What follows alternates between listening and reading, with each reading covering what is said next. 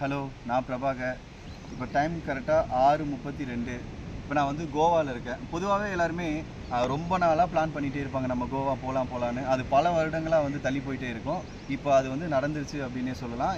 நான் சடனாக பிளான் பண்ணி டக்குன்னு நேற்று சேலத்துலேருந்து காரில் வந்துட்டு ஃப்ரெண்ட்ஸ் ஒரு 7 பேர் கோவா வந்திருக்கோம். கோவாவில் வந்து என்னென்ன டைப் இருக்குது, எப்படிலாம் பிளேஸ் இருக்குது அப்படின்னு அதை பற்றி உங்களுக்கு தெரிஞ்சிருக்காது. அதை பற்றி நான் எனக்கு தெரிஞ்சதை சொல்கிறேன். இப்போ வந்து நாங்கள் சவுத் கோவா அப்படிங்கிற இடத்துல இருக்கோம். சவுத் கோவாவில் நாங்கள் ஆல்ரெடி இங்கே ரெசார்ட் புக் பண்ணியிருந்தோம். எல்லாம் முடிச்சுட்டு காலைல இப்போ ஃப்ரெஷ்ஷாக எல்லாம் எந்திரிச்சதுக்கப்புறம் சும்மா அப்படியே ஜஸ்ட் ஒரு வாக் போயிட்டு இனிமேல் தான் வந்துட்டு நார்த் கோவா கிளம்பலாம் அப்படின்ட்டு இருக்கோம். அதுக்கு முன்னாடி நார்த் கோவா போகிறதுக்கு முன்னாடி பக்கத்தில் ஒரு ஃபேமஸான ஒரு ஃபால்ஸ் ஒன்று சொன்னாங்க. அந்த ஃபால்ஸ் பேர் என்னன்னு தெரில, நம்ம நண்பர்கிட்ட கேட்டுடுறேன். ஃபால்ஸ் பேர் என்னங்க? தூத்சகர் ஃபால்ஸ். அது வந்துட்டு நீங்கள் ரீல்ஸ் அதெல்லாம் பார்க்குறப்ப வந்துட்டு அந்த ரீல்ஸில் வந்து ட்ரெயின் போயிட்டுருக்கோம், தண்ணியில் பயங்கரமாக வரும், பார்த்துருப்பீங்க. எங்கடா இருக்குது அப்படின்னு யோசிச்சிருப்பீங்க.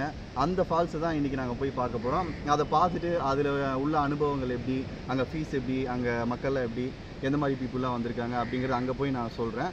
அதுக்கு முன்னாடி வந்து இப்போ சவுத் கோவாவில் தான் இருக்கோம். இப்போ இன்னும் கொஞ்ச நேரத்தில் இங்கேருந்து நாங்கள் கிளம்ப போகிறோம். போகிறதுக்கு முன்னாடி என் ஃப்ரெண்ட்ஸ் எல்லாருமே இருக்காங்க. நான் வந்து பிரபாகர், உங்களுக்கு தெரியும், பார்த்துருப்பீங்க. இவ்வளோ நேரம் உங்களை கேமரா எடுத்துகிட்டு இருந்தது அவர் வந்து